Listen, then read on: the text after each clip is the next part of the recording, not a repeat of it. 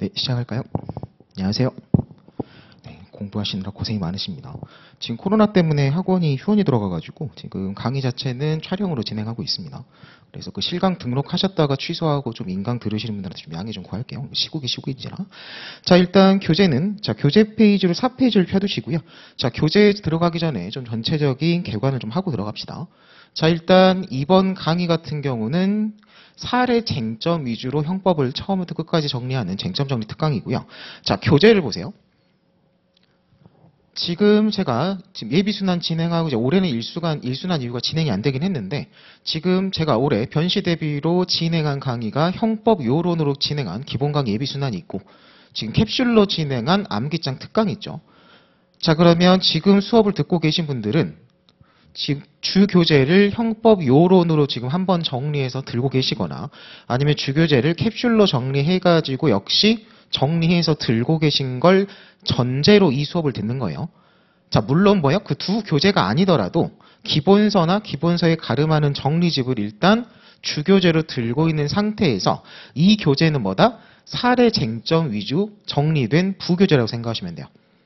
특히 요론 강의할 때, 캡슐 강의할 때도 드렸는데 요론 강의랑 캡슐 강의할 때 제가 자료 같은 걸로 드린 내용들이 있죠. 이게 지금 이 쟁점 정리 교재에서 특히 교재에서 좀 정리가 약한 부분만 따로 정리해서 드린 것들입니다. 그래서 그 기본 강의랑 예비순환이랑 그 암기장 특강 같은 거 들으신 분들은 이 교재 자체가 좀 익숙하긴 할 거예요. 그리고 물론 그 두 교재로 제 수업을 안 듣고 다른 선생님의 형법 수업을 듣고 이제 사례 쟁점 위주로 한 번 더 정리하겠다고 처음 제 수업을 듣거나 처음 이 교재 편제를 보시는 분들도 충분히 정리할 수 있습니다. 대신 무슨 말을 하려고 하는 거냐면 일단 이 교재는 부교재예요. 가끔 질문하시는 분들이 이게 정리가 좀 깔끔하게 되게 잘 돼 있으니까 잘 돼 있거든요. 질문하신 분들이 있는 게 그냥 기본서 따로 정리 안 하고 형법 주관식은 그냥 이 교재로만 정리하고 들어가도 될까요? 라고 질문하신 분들이 있는데 제가 제 책이니까 막 이거 해도 됩니다라고 얘기하는 게 아니라 웬만하면 주교재는 따로 들고 있는 게 좋아요. 여러분들이 지금 형법 공부를 변시를 하려고 들어갈 때 그냥 단순히 사례형 시험만 본다 그러면 정말 바쁘고 정말 여유가 없으면 이것만 봐도 된다라고도 얘기하긴 해요. 근데 우리가 지금 선택형, 사례형, 그리고 기록형까지 형법을 여러분들이 사례형으로 따로 배우고 기록형으로 따로 배우고 선택형용으로 따로 배우고 이렇게 따로 배우지 않고 한 번 배운 걸 가지고 선사기를 다 커버해야 되잖아요. 그렇기 때문에 이 부교재는 사례 쟁점 위주로 정리한 겁니다. 쟁점 위주로 정리했다는 얘기는 뭐냐면 주관식 사례에 나올 수 있는 모든 내용이 들어가 있는 게 아니라 사례에서 나올 수 있는 학판검으로 정리되는 쟁점 위주로 정리했다고 생각하시면 돼요. 학판검으로 정리된다는 건 일단 중요 쟁점이긴 합니다. 특히 그 학판검으로 정리하는 중요 쟁점이 몰려있는 게 총론 파트예요. 특히 사례에서 총론이 중요하기도 하고 근데 강론하고 총론하고 끊어서 그 논의하는 건 의미가 없습니다. 자, 이 부교재 같은 경우는 총론 파트에 특히나 학판검으로 정리되는 케이스 그 쟁점이나 아예 기본 사례로 사례를 자체로 목차까지 잡아가지고 통으로 정리해야 되는 기본 사례 몇 개 이런 식으로 해서 부교재로 정리한 거고 웬만하면 기본서나 기본서에 정리하는 기본서에 가름하는 정리집을 들고 있는 상태에서 사례 쟁점을 좀 더 끊어가지고 제대로 정리하겠다라는 부교재로 정리하시기 바랍니다. 그래서 이 교재만 들고 갔을 때 사례 한 70%, 80% 정도는 다 커버가 될 거예요. 왜냐하면 강론 같은 경우는 학판검으로 정리하는 쟁점이 주로 나오는 게 아니라 강론은 그냥 개별 판례 위주로 나오죠. 판례 적용해가지고 상한검부터 결론 내는 식으로. 그래서 단순 판례 같은 건 특히 강론 파트로가 많이 빠져 있는 겁니다. 사례용으로 보더라도. 대신에 학판검으로 정리되는 중요 쟁점은 거의 제대로 다 정리되어 있으니까 왜냐하면 이제 교재에서 여러분들 두꺼운 책으로 볼 때는 쓸데없는 내용들이 너무 많이 들어가요. 그러니까 이해하는 데는 필요하지만 답안에 현출하지 않아도 되는 내용들이 너무 장황하게 들어가 있는 것도 많고 좀 체계가 따로따로 안 잡혀 있는 사례 답안 쓸 정도로 안 잡혀 있게 그냥 구구절절히 써 있는 것도 많기 때문에 그걸 여러분들이 원래는 책으로 정리해야 되는데 기본서에 막 장황한 걸 여러분들 하나하나 막 끊어가지고 정리할 수 있는 여유가 없습니다. 그래서 교재를 따로 돌리는 거예요. 자, 말이 길었는데 웬만하면 부교재로 활용하세요. 자, 그래서 일단 4페이지를 갑니다. 자, 근데 4페이지 가기 전에 또 책 정리 방법 간단하게만. 자, 제가 수업할 때마다 첫 시간에 항상 하는 얘기 있죠. 자, 답안 작성 구성 좀 잡고 가세요. 답안 작성의 구성을 왜 잡고 가요, 여러분들? 답안을 어떻게 쓸 건지가 여러분들 체계가 잡혀 있어야 답안에 쓸 말과 답안에 안 쓸 말이 구별이 돼요. 그걸 구별하는 게 왜 중요해요? 그걸 구별해가지고 여러분들 체계 정리하셔야 됩니다. 아무리 깔끔하게 정리되고 아무리 얇게 잘 정리된 책이라도 수업을 한번 듣고 여러분들이 시험장에 쓸 수 있을 정도로 책 정리는 무조건 해야 돼요. 2000페이지짜리 기본서를 보든 이런 식으로 몇백 페이지, 200페이지짜리 정리집, 암기장을 보든 어쨌든 그 교재에 대한 변시 대비로는 수업을 한번 듣고 책 정리를 하셔야 됩니다. 그럼 책 정리의 기준은 뭐예요, 여러분들? 복습을 열심히 하려고 책 정리하는 건 없어요. 실제로 마지막 시험 전날 이 책 한번 쫙 보고 시간 안에, 짧은 시간 안에 쫙 보려면 어떻게 돼요? 책에 쓸 말 위주로 정리가 돼 있어야 됩니다. 키워드 같은 걸로. 그럼 당연히 답안을 어떻게 쓸 건지가 정리가 돼야 키워드 정리가 되죠. 자, 사례 답안에서 답안 구성이 어떻게 돼요? 근데 변시 같은 경우는 좀 이게 나와가지고 이거부터 간단히만 얘기해 봅시다. 여러분들이 푸는 뭐 객관식 사례든 사례형에서 나오는 말 그대로의 사례든 아니면 뭐 기록형에서 나오는 케이스든 형사 케이스의 기본 이거죠. 자, 사실 인정을 하고 사실을 인정한다는 표현을 쓰죠. 그 인정되는 사실에 대한 법적 판단을 하는 겁니다. 그렇죠? 사람을 때렸어요. 그걸 이제 법적으로 어떻게 평가해요? 이제 때린 거 관련해서 추가적인 사실, 때리려는 폭행고의였다 그러면 폭행죄로 평가해서 폭행죄로 처벌하는 거고, 때렸다는 사실이 인정되는데 주관적 사실로서 이게 죽이려고 때린 거다 이렇게 가면 아직 살았다까지 인정해서 살인 미수로 가는 겁니다. 사실을 인정하고 그 인정된 사실에 대해서 이제 법리를 적용해서 법적 평가라는 문제죠. 그래서 변시를 제외한, 이제 사실도 없어졌으니까 변시를 제외한 모든 시험에서 여러분들 형사 케이스는 다 이쪽에서만 나와요. 법적 판단 문제입니다.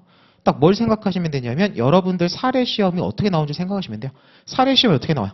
한 페이지에 인정되는 사실관계를 시간 순서대로 쫙 정해서 정리해가지고 쫙 써주고 거기에 대한 법적 평가로 뭐 죄책을 논하셔요. 형사소송법 같으면 할 수 있는지 뭐 위법인지 적법인지 판단해서 논하시오가 사례 시험의 기본이에요, 여러분들.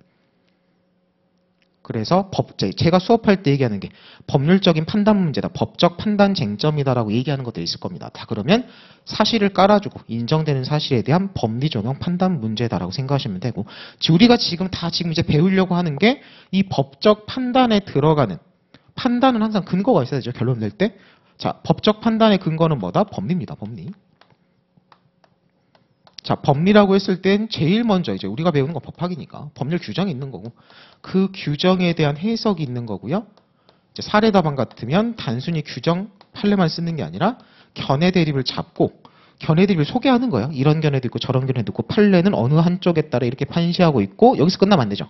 항상 학설 판례 논의를 썼으면 뭘로 끝나야 돼? 항상 법리는 검토로 끝나야 돼요.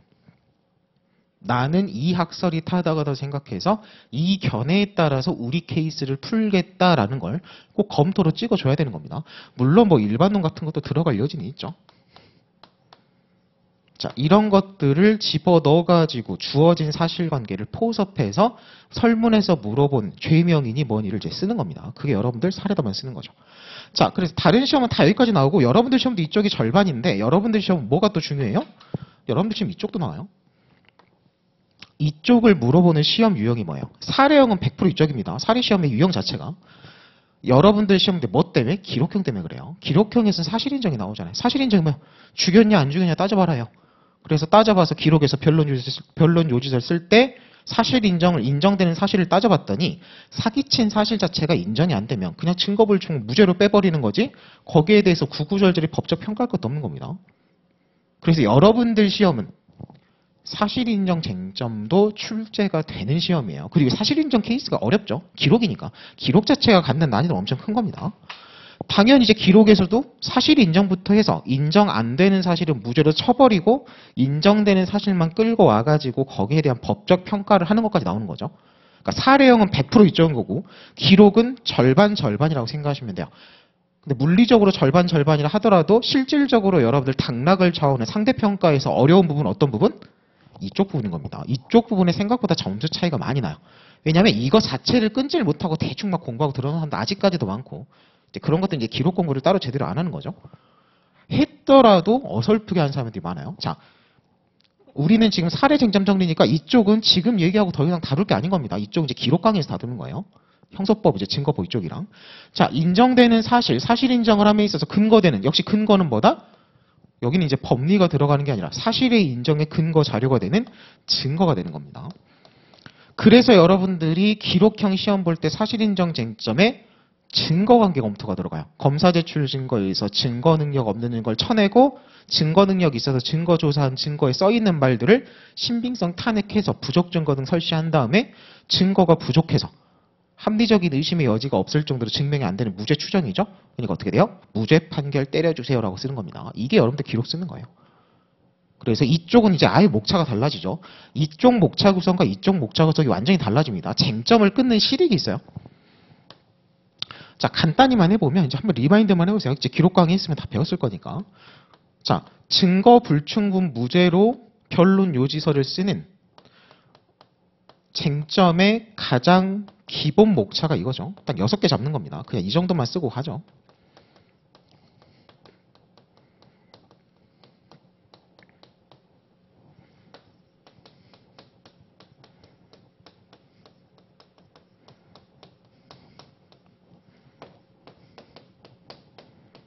그리고 이 목차는 제가 임의로 정하는 게 아니라 여러분들 판결문에 있어서 증거불충분 무죄 쓰는 그 이유 쓰는 구성에서 여러분들 시험용으로 표현만 바꾸는 겁니다. 이걸 제가 임의로 정하는 게 아니에요. 그래서 세부적인 표현 차이는 있더라도 기본적으로 모든 사람들이 기록 강의할 때는 목차 구성 같은 건 일치합니다. 제가 멋대로 정하는 게 아니에요, 여러분들 이런 거.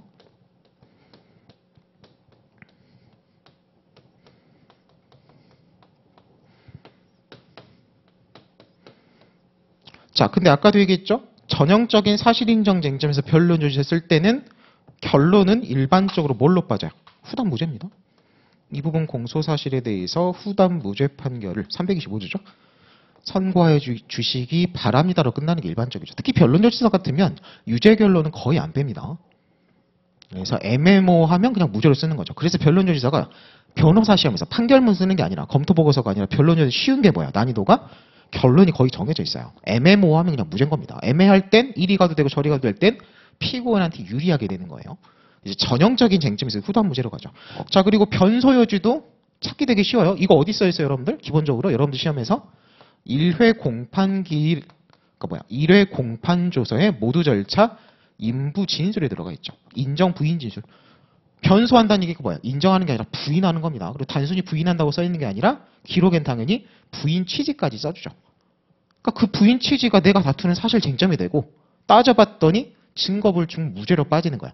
그러니까 사실인정 쟁점으로 분류되는 케이스는 자, 법률 판단 쟁점은 뭐가 중요해요? 문제 사실관계에서 이 쟁점이 문제된다. 쟁점 정리, 문제 제기, 출발이 중요합니다.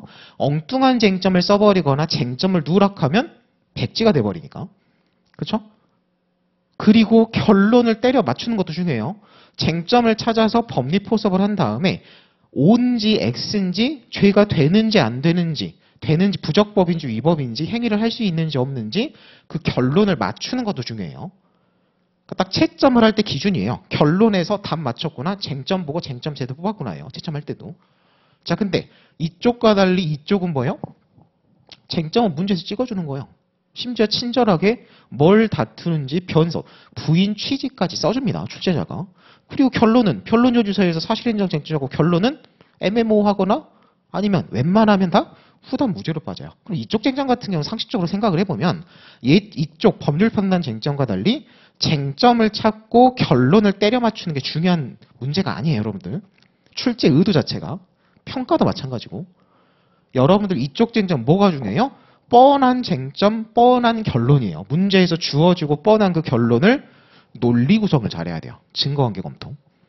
간단히 말하면 뭐야? 증거는요, 없는 증거 다 찾아야 되고 신빙성 탄핵 대상부터 제대로 잡고 탄핵의 근거를 최대한 많이 써서 논리 구성을 해야 됩니다. 답안 자체에서 논증이 나와야 돼요. 그래서 이쪽이 어려워요. 여기는 기본적으로 글발이 들어가요. 단순히 외워가지고 딱 이 쟁점이나 박아 쓰는 문제가 아니라 이쪽은 좀 그렇게 대비라도 되죠. 이쪽은 무슨 외워 쓰는 문제가 아니에요, 여러분들. 물론 이제 중간중간에 판례는 들어갈 수 있죠. 중간중간에 법리 이런 논리적인 구성 법리는 다 이제 외워야 되는 거고, 형소법에서. 근데 뭐다? 주어진 쟁점과 뻔한 결론 사이에 누락 없이 최대한 논리적으로 논증의 과정이 중요하고 글발이 여기 들어갑니다. 그래서 이건 단기간에 실력이 늘지 않아요. 그래서 학교 다닐 때부터 차근차근 기록 공부하면서 계속 업데이트하는 식으로 실력을 쌓아가야 되는 문제입니다. 여기서 그야말로 기본적인 실력 평가가 나와요. 실제 답안을 받아보면. 그래서 이쪽이 중요하긴 한데 이쪽은 그야말로 100% 기록이에요. 왜? 기록에서 나오니까. 그래서 사례 쟁점 위주로 배우는 건 우리 수업에서는 이쪽은 이제 더 이상 다루지 않습니다. 물론 그건 있죠. 사례형에서 정리하는 쟁점은 기록 이쪽에서 A급이에요.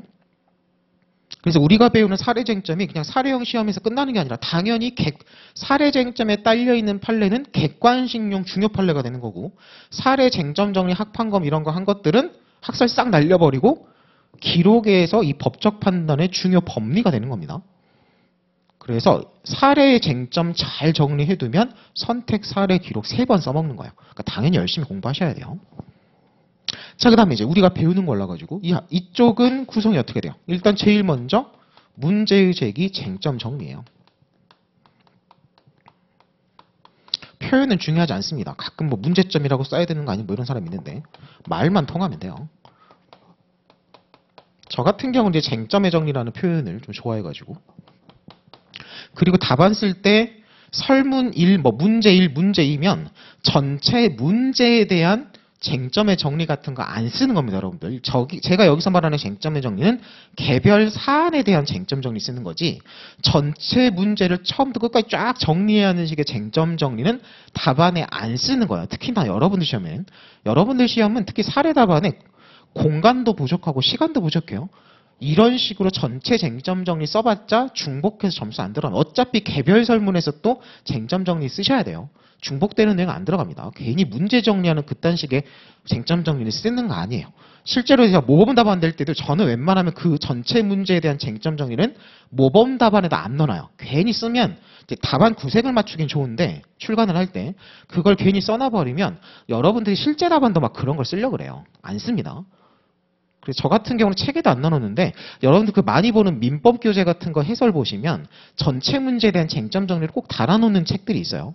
그런 걸 좀 미리 배우고 오다 보니까 형사에서 막 그런 걸 쓰려고 그러는데 안 써도 됩니다. 안 쓰는 게 맞아요. 시간이나 분량 고려하면. 그건 민법도 마찬가지예요, 여러분들. 민사도.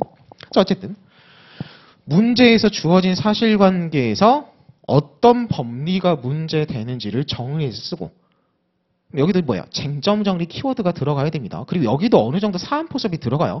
우리 사실관계가 함정수사, 그러니까 함정수사의 위법성 이런 걸 따지고 뭐 불법원인 급여 횡령 이런 걸 따질 것 같으면 우리 사안의 경우 불법원인 급여물을 이미 처분한 사안이므로 이런 식으로 키워드가 나오면서 사안 포섭이 들어가죠. 그래서 키워드, 사안 포섭, 실제 답안. 정리할 땐 쟁점 키워드만 정리하지만 실제 답안 쓸 때는 여기도 어느 정도 이 쟁점이 문제되는 사안이다라고 포섭이 좀 들어갑니다. 이런 거 이제 답안을 써보면 아시죠? 자, 그 다음에 이제 메인이 뭐예요? 법리 소개예요. 자, 법리라는 것보다 사실관계 적용할 해석, 판단해서 결론을 내릴 적용될 법리를 소개하는 거고 여기는 아까 쓴 대로 규정만 써도 돼요. 형법 규정, 뭐 특별법 규정, 형사소송법이면 소송법 규정. 아니면 판례만 써도 되죠. 판례는 이러이러한 경우 이렇게 하고 있다. 아니면 규정과 판례가 둘 다 들어가 있죠. 규정은 이렇게 써 있는데 그 규정을 판례가 이렇게 해석하고 있다. 이런 식으로 들어가죠. 항상 규정이 있으면 규정부터 쓰는 게 맞습니다. 이건 기본적인 구성이에요. 자, 그리고 뭐다? 이제 사례에서는 기록 답안에서 학설 같은 거 절대 쓰는 거 아니에요. 우리 사안을 A로 볼지, B로 볼지, C로 볼지 이런 견해 대립이 있고 그 견해 대립에 대해 판례는 이렇게 판시하고 있고 나는 내 답안에서 이게 타당하니까 이걸로 쓰겠다라고 소개하는 겁니다. 자, 아까도 얘기했죠? 아예 규정 판례만 썼으면 상관이 없는데 내 답안에 학설 이런 것들을 언급을 했으면 소개만 하고 끝내는 답안이 가장 쓰다만 최악의 답안이에요. 학설을 소개했으면 마무리를 해주셔야 돼요. 마무리를 안 할 것 같으면 학설을 안 써야 돼요. 그냥 판례만 쓰고. 소개를 했으면 나는 이게 타당하다고 생각하다 해서 검토를 생략할 수 없습니다. 가끔 보면은 학설 소개 판례태도 써놓고 바로 사안 포섭으로 막 갑자기 이제 하나 정해서 쓰긴 하죠. 갑자기 넘어가는 답안들인데 그럼 답안을 읽다가 흐름이 확 끊겨버려요. 얘는 검토도 안 내리고 그럼 사안 검토는 뭘로 하고 있는 거지? 아, 이걸로 갑자기 하고 있네. 이런 식으로 막 찾아 읽어야 되거든요. 그럼 논리적인 흐름을 깨시면 안 됩니다. 자, 그 다음이 뭐예요?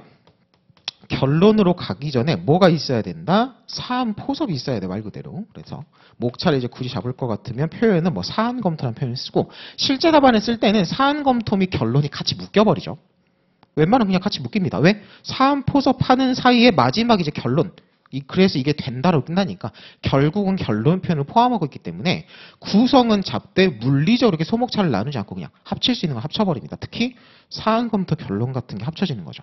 자, 사안검토와 결론의 구성을 쪼개셔야 돼요. 하지만 머릿속에서. 왜? 결론은 물어보는 거에 대한 답변 한 줄이에요. 죄책을 논하시라고 했으면 죄와 책임이 이거다 또 쓰는 겁니다. 할 수 있냐를 물어봤으면 할 수 있다 없다 쓰는 거야. 위법하냐 적법하냐 물어봤으면 위법하다 적법하다를 쓴 그 한 줄입니다. 결론. 물론 한 줄이지만 되게 중요한 한 줄이죠. 왜? 물어보는 거 답변이니까 한 줄이지만 배점이 크게 들어가요. 자, 그러니까 당연히 그 결론을 가기 위한 포섭 작업이 나와야 돼요. 어떤 포섭이에요? 문제에서 주어진 사실관계를 내가 지금 쓴 법리에다가 적용 포섭을 해봤더니 된다 안 된다예요. 답안에서 이쪽을 빼먹으시면 생각보다 점수가 많이 빠집니다. 이게 10점짜리 쟁점이면 쟁점 정리가 1.2점, 법리가 한 4.5점, 사안 검토가 한 3점, 4점, 그리고 결론이 또 2점, 1점이에요. 물론 이제 재량 점수 같은 거 좀 몇 개 빼겠죠? 자, 그만큼 사안 포섭이 충분히 배점이 들어갑니다. 배점이라는 건 기본적으로 답안 분량에 비례하는 거예요, 여러분들. 이게 10줄짜리면 2줄 쓰니까 2점인 거고 5줄, 4줄 쓸 거니까 4점인 거예요. 그럼 뭔 소리야? 사안 검토도 차근차근 답안을 채워서 쓸 말이 꽤 나온다는 얘기입니다. 그러니까 이런 걸 누락하시면 안 돼요. 가끔 쟁점 제대로 찾아 외웠었다. 그러니까 결론 이거다 해서 바로 쓰고 나와버린 사람들이 있는데 그럼 생각보다 점수가 안 나와요. 그런 사람들. 분명히 맞는 판례 쓰고 결론도 맞춘 것 같은데 왜 난 점수가 이렇게 많이 빠졌지 하는 사람들 있죠? 보통 이쪽 부분이 약합니다. 자, 여긴 뭐가 들어가는 거예요? 자, 잘 보시면 쟁점 정리 법리는 여러분들이 시험장에서 규정 같으면 법전을 베껴 쓰는 거고요. 판례 학판검, 특히 학설 검토 같은 경우는 외워서 쓰는 거죠. 이 두 개는 여러분들이 특히 이쪽은 외운 걸 쓰는 거예요. 시험장에서 뭐 생각할 것도 없어요. 그냥 우리가 지금 그 외울 걸 지금 공부하려고 지금 여기 시작하는 거잖아요. 외운 걸 그대로 쓰는 겁니다. 하지만 사안포섭은 뭐야? 사안포섭 답안을 쓸 때는 문제에 주어진 사실관계를 내가 위에 쓴 법리를 보면서 포섭하면서 두 개를 왔다 갔다 조합해가면서 쓰는 거예요.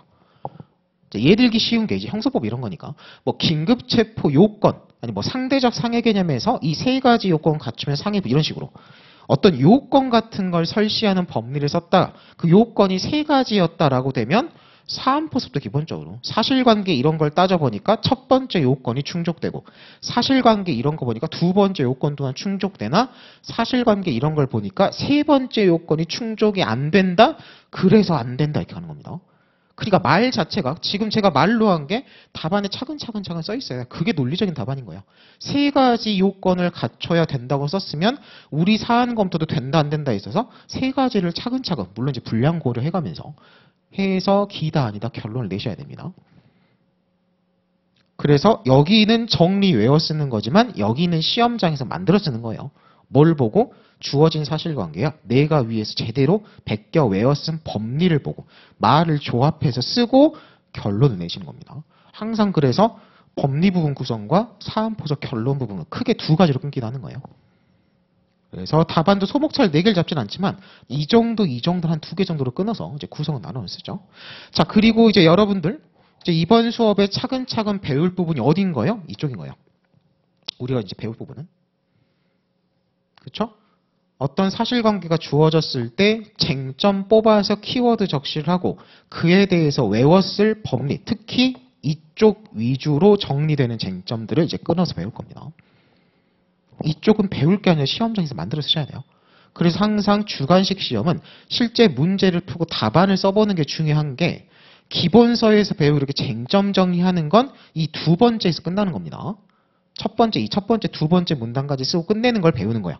그러면 이제 실제 사실관계를 보면서 답안을 써보면서 이 다음 사안검토 결론, 적용, 이제 뽑아내는 훈련도 필요하지만 실제로 이 사안검토 결론을 사실관계에 맞춰 써보는 훈련도 필요해요.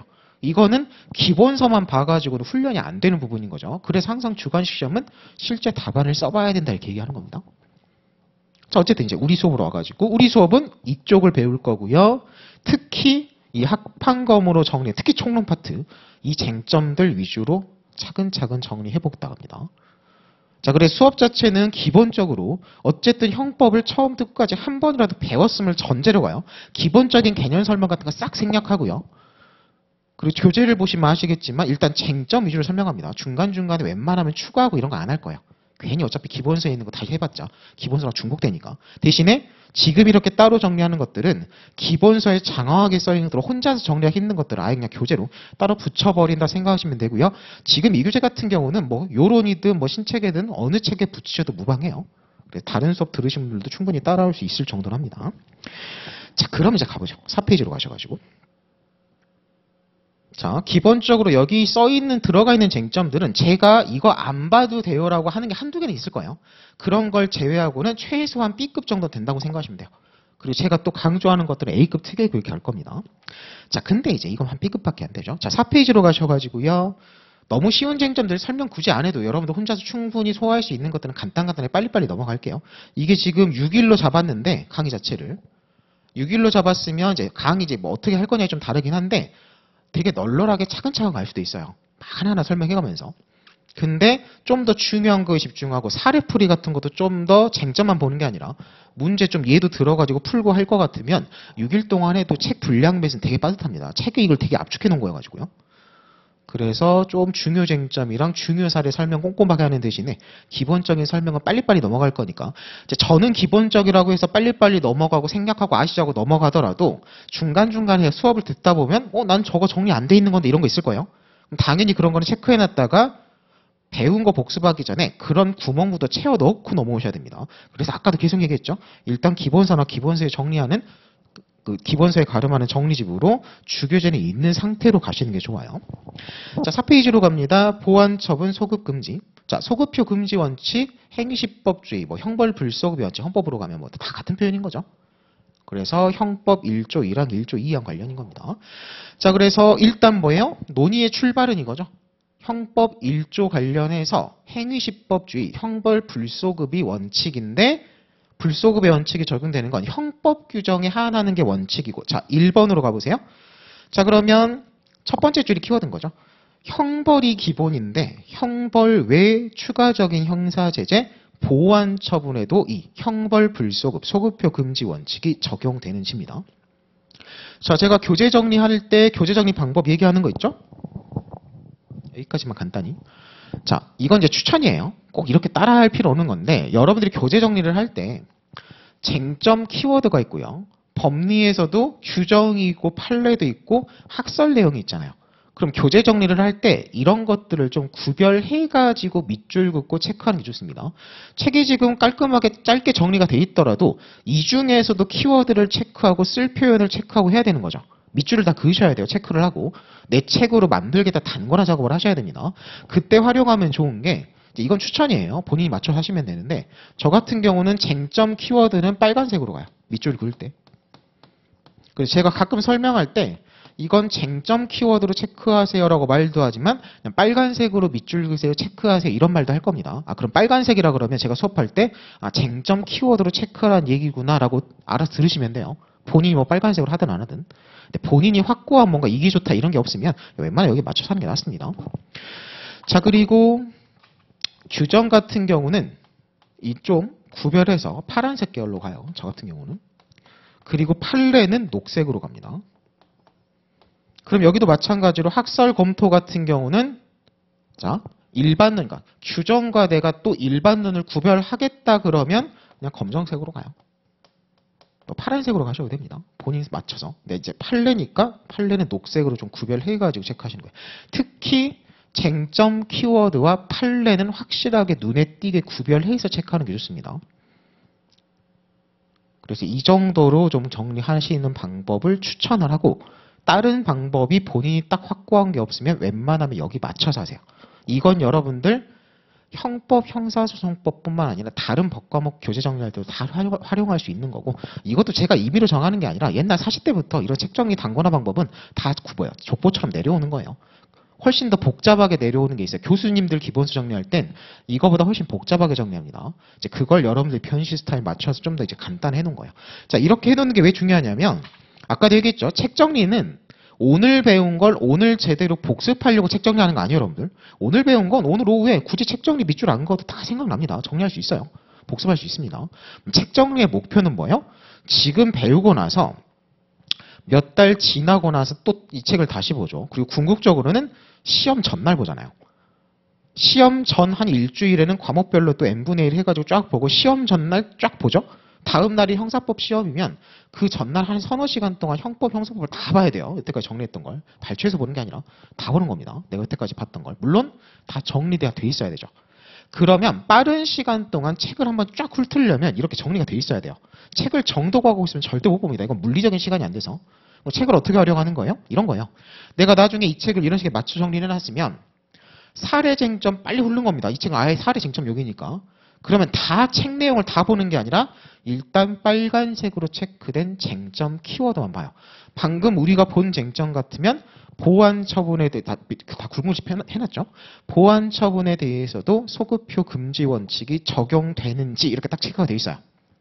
그러면 딱 그 빨간색 체크도 눈에 바로 들어오죠. 빨간색이가 또. 딱 보고 나서 밑에서 내가 이 쟁점이 나오면 답안에 써야 될 규정이든 판례든 학판검이든 내용이 머릿속에 쫙 떠오르고 이런 판례 키워드 같은 것들이 쫙 떠오르면 밑에 내용은 읽지 않고 넘어가는 거야. 책을 넘기는 겁니다. 근데 쟁점 키워드를 딱 봤는데 그 판례 키워드가 뭐였지 아리까리하면 얼른 밑에 녹색 딱 보는 거예요. 규정 썼어야 되는데 규정이 뭐였지? 파란색 보는 겁니다. 만약에 정리가 돼 있으면 넘어가면 되고 판례만 생각이 안 나면 판례만 쫙 찾아가지고 보는 거고 이게 눈에 바로바로 들어오게 하려고 구별해가지고 밑줄 긋는 거예요. 판례가 뭐였지를 다시 찾지 않으려고 하는 겁니다. 그래서 처음에 책 정리를 수업 들을 때 제대로 깔끔하게 해놓으셔야 돼요. 그래서 이렇게 한번 밑줄을 해두시고 이제 책 회독수를 늘리면서 뭐 색연필도 덧대서 칠하고 체크도 하고 포스트잇도 붙이고 이렇게 덧대는 식으로 계속 책을 지저분하게 덧대면서 이제 가는 거예요. 최종 마지막으로 체크할 것들. 그래서 이런 식으로 좀 활용하는 게 좋고 이런 것들은 기본서 이런 거 볼 때도 다 맞춰서 하라고. 특히 기본서에서 이런 정리가 더 중요해요. 쟁점 정리야 다 맞춰서 끊어놨으니까. 근데 이제 기본서는 막 장황하게 써있고 목차가 잘 안 잡혀 있는 것들 많죠? 이 구성에 맞춰가지고 책 정리를 꼭 단권을 해두고 단권화의 목표는 그날 배운 복습을 잘하려고 하는 게 아니에요.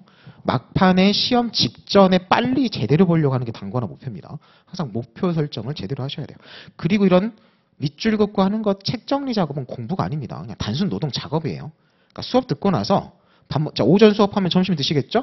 빨리 밥 먹고 들어와가지고 밑줄부터 수업 시간 어떻게 체크하는 것들 휘발되기 전에 빨리 해놓고 수업 시간 하면 제일 좋은데 수업이 빨리빨리 가냐 이렇게 좀 약할 수도 있으니까 빠진 거 있을 수도 있으니까 수업 시간에 빨간색만 체크하고 연필로 나머지 한 다음에 복습하는 단계 제일 먼저 일단 연필 지우고 머릿속에 어떻게 체크하는 거 빨리 휘발되기 전에 책 정리 쫙 한번 해두고 바로 이제 복습 들어가는 식으로 하셔야 됩니다. 가끔 보면은 책 정리해놓고 되게 뿌듯하면서 퇴근하시는 분들 있는데 책 정리는 공부가 아니에요, 여러분들. 단순히 작업이지.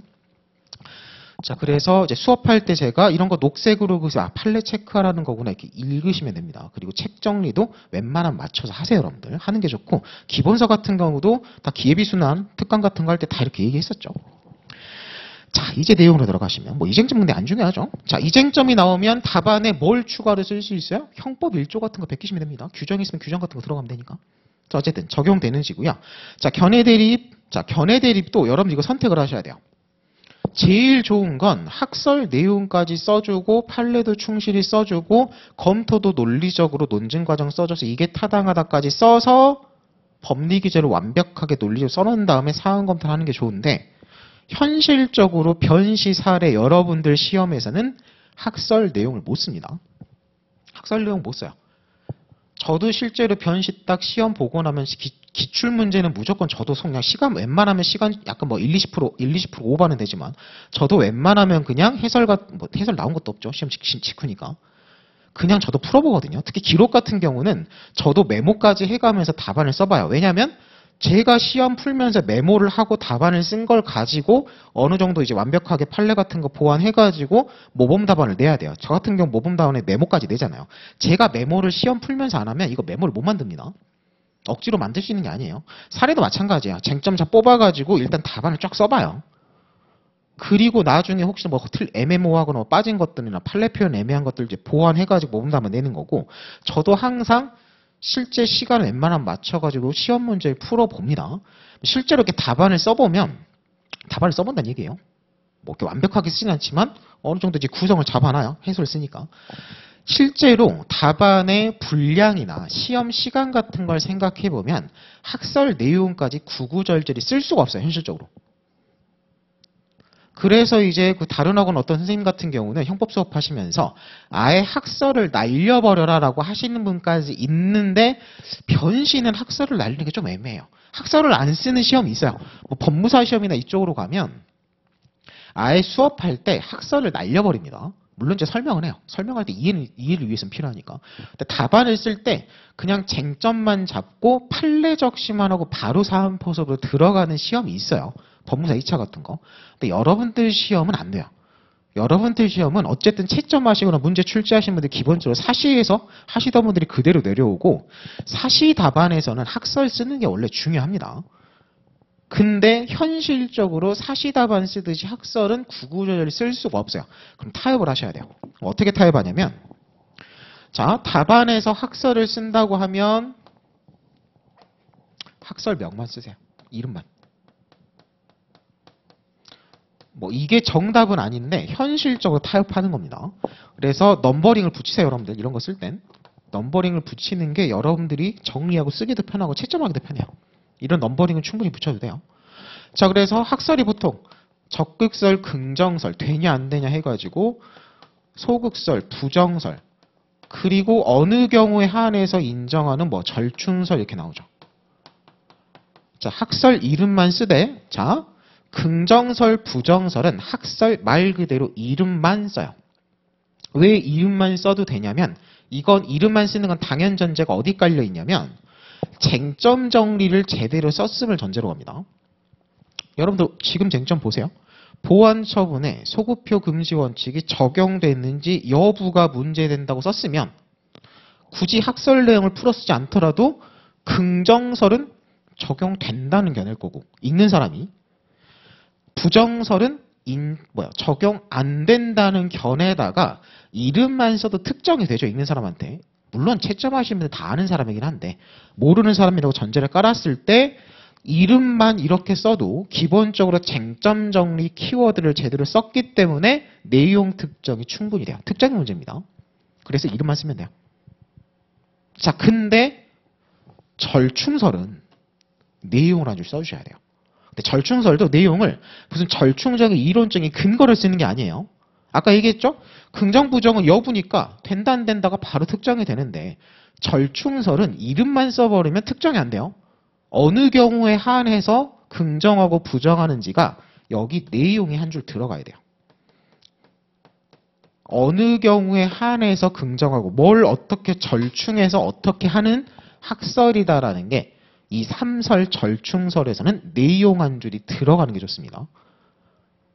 그럼 당연히 이 얘기를 왜 하겠어요? 밑줄 그을 때 학설을 뭐 녹색으로 파란색으로 긋겠다, 녹색, 검정색으로 긋겠다 결정을 했으면 어느 부분에 밑줄을 그을지를 쓸데없이 답안에 쓰지도 않을 말을 밑줄 긋는 거 아닙니다. 그런 것들은 그냥 한번 읽어보고 이해하고 넘어가면 돼요. 우리가 지금 밑줄 긋는 것들은 기본적으로다. 여러분이 딱 책 정리를 할 때 이것까지 밑줄을 그어야 되나 말아야 되나의 기준은 뭐예요? 답안에 쓸 건지 말 건지예요. 그러니까 학설 체크는 이름만 밑줄 긋고 절충설도 딱 한 줄만 남기는 거예요. 절충설이 무슨 학설인지 알아먹을 수만 있게 내용 한 줄 쓰겠다 이렇게 생각하시면 돼요. 자, 대신에 학설을 날리는 대신에 판례는 잘 쓰셔야 돼요. 판례는 무슨 설의 입장에서 절충설이면 절충설. 자, 이거 여러분들 책 보시면 이거 구성 다 맞춰놨습니다. 그리고 키워드 적시. 키워드를 적시해서 이러이러한 식으로 판시하고 있다. 학설을 날릴 수는 없습니다. 어떤 시험이든 학설을 줄이고 날려버리는 답안은 없어요. 사례에서. 그래서 판례는 최대한 잘 써주고요. 자, 그 다음입니다. 항상 학설 판례를 썼으면 검토를 쓰라 그랬죠. 검토는 근거를 하나 써주세요. 그래도. 그리고 무슨 설이 타당하다로 끝나겠죠. 책 정리를 어떻게 할 건지예요. 그러면 뭐예요? 검토를 내릴 학설은 근거를 하나 밑줄 그어서 잡겠다라고 생각하시면 돼요. 논증 과정이라고 생각하시면 돼요. 소개를 했고 나는 이게 타당하니까 이걸로 쓰겠다요. 읽는 사람이 특정이 되게 쓸 수 있으면 됩니다. 책 정리라고 밑줄 그을 때 어디를 체크할 건지 미리 잡으셔야 돼요. 이게 여러분들 책 정리 기준이 되고 이런 건 다른 과목도 마찬가지고 다른 책도 다 마찬가지예요. 똑같이 하는 겁니다. 자, 그리고 근거 같은 걸 할 때는 원래 이제 학설 쓰는 게 중요한 이런 사시다반 같은 경우는 논리적으로 가장 타당한 걸 잡아 써라라고 해요. 근데 변시는 구색만 맞추는 거기 때문에 가장 쓰기 편한 말을 씁니다. 그걸 밑줄 긋고 그걸 잡는 거예요. 이제 그 정도 기준을 잡고 가셔야 돼요. 초반에 이런 걸 좀 길더라도 잡아놔야 이제 다음 여기에 맞춰 정리하고 이런 것들이 딱 틀이 잡혀 있어야지 여러분들이 공부하기도 편하고 나중에 다시 보기도 편해요. 그래서 웬만하면 이건 모든 법 과목 공통입니다. 자, 쟁점 정리 가셔가지고 빨간색으로 체크, 보완 처분, 소급표 금지 원칙 적용되는지. 자, 그리고 뭐 이런 건 이제 내용 설명 안 해도 되죠. 아까 설명 다 한 거고. 그래서 쟁점 정리가 정확히 이해되고 정리가 돼 있으면 학설은 만들어도 돼요. 그쵸? 긍정설, 부정설 내용 안 봐도 적용되는지 여부에 대해서 긍정하는 견해 근거는 뭐겠어요? 형사 제재 성격을 강조하는 거고 부정설은 뭐겠어요? 말 그대로 형벌이고 보완적 형벌이 아니지 않냐 이렇게 가는 거죠. 개별 검토설이 결중설인 거죠. 개별적으로 뭐야? 보완 처분의 종류에 따라 개별적으로 판단한다 이렇게 하는 겁니다. 이게 절충설이니까 이제 개별 검토 내용을 써줘야 될 것 같은데 개별 검토, 개별 판단설도 이름만 봐도 대충 파악이 되죠. 이런 것도 그냥 간단히 생략하는 겁니다. 왜? 판례를 또 구구절리 쓸 거니까. 자, 그래서 긍정설, 부정설, 개별 판단설 더 내용 쓸 것 같으면 자유형적 성격이 강한 보완 처분에 한해서 긍정케 하죠. 자, 이것도 문장 정리를 하셔야 돼요. 책에서는 길게 쓰니까 두 줄이지만 나는 한 줄만 쓰겠다 그러면 자유형적 성격이 강한 보완 처분에 한해서 긍정하는 개별 판단설 이렇게 쓰면 되죠. 굳이 이것과 이것을 나눠서 전자의 경우에 막 이렇게 안 써도 되는 거죠. 이걸 본인 스타일, 본인 문장에 맞춰서 비문이 생기지 않게 문장 정리를 머릿속에 해보는 겁니다. 이런 게 여러분들 복습하는 거고 공부하는 거예요. 자, 다음에 판례 태도입니다. 자, 판례 구성 맞춰놨죠. 판례는 이런 설의 입장에서 이렇게 판시하였다 입장이다라고 쓰는 겁니다. 웬만하면 책 구성을 거기 맞춰놨어요. 구성을 맞춰서 그대로 외울 수 있게. 그럼 키워드만 박아 넣으면 되는 거죠. 자, 판례는 개별 판단설의 입장이고요. 판례가 개별 판단설이기 때문에 이건 일괄적으로 하나만 쓸 수가 없어요. 최소한 두 개는 잡아 쓰는 겁니다. 보호관찰제도, 전자감시제도 등에 있어서는 적용 부정하면서 가정폭력 처벌법 등에 의한 사회봉사명령에 대해선 긍정할 때 부정한 거 한 개, 긍정한 한 개 딱 잡아가지고 써주겠다라고 생각하시면 돼요. 그래서 뭘 쓸 건지는 본인이 편한 걸 선택하시면 됩니다. 근데 뭐 중요하진 않아요. 이 쟁점은. 근데 처음이라 지금 구성 잡느라고 설명하는 겁니다. 자, 검토입니다. 성질에 따라 구체적으로 판단하는 개별 판단설이 타당하다요. 이게 책을 원래 구색을 맞추려면 여기다가 되게 있어 보이는 막 법리 근거를 쓰는 게 맞는데 일부러 그런 거 안 했습니다. 아까도 얘기했죠. 쓰기 편한 게 중요해요. 이게 어떻게 보면 그냥 중언부언 하는 거예요. 딱 구색만 맞춰주는 겁니다. 구체적 타당성을 꾀하는 그렇게 하는 거죠. 그래서 개별 판단설이 타당하다요. 실제 이거 답안 써보면 법리 기준 한 문단에서 끝나버립니다. 이렇게 네 개 목차로 나눌 것도 아니에요. 실제 답안 이렇게 써보면 딱 한 문단으로 끝납니다. 그래서 이것도 한 문단으로 한번 구성을 해보시면 지금은 소목차가 들어가니까 연결 접속어 같은 게 안 들어가죠. 근데 문단을 안 나누고 접속어 같은 걸 집어넣는다고 한번 생각해보세요. 적용되는지 문제된다. 문제되고 컴마 찍고 마침표 찍고 이에 대해 긍정설 부정설 이에 한해 긍정하는 개별 판단설이 대립하고 컴마 찍고 판례는 개별 판단설 입장에서 이건 긍정하고 이건 부정하였다. 그리고 검토는 생각건대 이런 거 붙여주는 거예요. 생각건대라는 표현이 약간 관용적인 연거랍니다. 검토 쓸 때. 생각건대, 구체적 판단, 개별 판단설이 타당하다. 실제로 이렇게 딱 한 문단 맞춰보면 한 4줄, 5줄 답안 구성이 나올 거예요. 여기까지 생각을 하면서 복습을 하시면 됩니다. 이 쟁점이 중요해서 이렇게 설명하는 게 아니에요. 구성을 딱 잡아놓고 이후에 나오는 모든 쟁점을 이 구성에 맞춰서 책 정리를 하고 구성에 맞춰서 공부 복습을 하겠다고 생각하셔야 돼요. 그래서 이 첫 시간에 시간 들여가지고 계속 이 설명을 하는 겁니다. 이 틀이 안 잡혀 있으면 책 정리를 못 해내요, 여러분들이. 그리고 이런 것들은 모든 과목 공통이 기본입니다. 자, 그리고 넘어가죠. 자, 그다음에 6페이지로 가셔가지고요. 소급표 금지 원칙도 자, 쟁점 정리 보세요. 두 번째 줄. 원래 형사소송법, 절차법, 소송법 규정에는 불소급 원칙 적용 안 되나? 안 되는 게 원칙이나 소송법 규정이 범죄, 행위의 가벌성과 관련된 경우에는 얘는 예외적으로 적용할 수 있는지 문제죠. 그리고 가장 대표적인 예가 공소시효 같은 겁니다. 그래서 공소시효 적용을 배제하거나 공소시효 진행 기간을 연장해버리면 원래 면소로 풀려나갈 시가 유죄를 받을 수 있는 거죠. 가벌성 관계 케이스가 되는 거고. 물론 이쟁점도 형법에서 안 중요해요. 대신에 이쟁점 오히려 어디서 중요해요? 헌법에서 중요합니다. 헌법으로 가면 훨씬 더 복잡하게 정리할 거야. 그래서 실제로 이게 만약에 안 나오긴 할 건데 형법에 만약에 출제가 된다 그러면 이렇게 형법으로 따로 정리하지 않고 그냥 헌법에서 배운 걸 그대로 갖다 쓰셔도 돼요. 헌법에서도 형벌 불소급원칙 배우죠. 부진정소급입법, 진정소급입법 나눠가지고 공소시효 관련 정리하는 거잖아요. 5.18 특별법 사안. 만약에 형법에 그 케이스가 나오면 헌법에서 배운 거 그냥 쓰라고 해요. 여러분도 어차피 헌법을 하고 형법 수업이니까 따로 잡아놓긴 했고 형법이기 때문에 되게 간단하게만 지금 써있어요. 판례 같은 것도 그냥 간단하게 중요 판례 하나 그냥 집어넣어놓고. 근데 실제로 시험에 나오면 오히려 여러분들이 헌법에서 정리한 거 가지고 그대로 쓰는 게 훨씬 더 답안이 깔끔하게 나옵니다. 그래서 이건 그냥 헌법을 밀어버리셔도 돼요. 자, 그래도 책 정리 간단하게 하면 긍정설, 부정설. 자, 헌재입니다.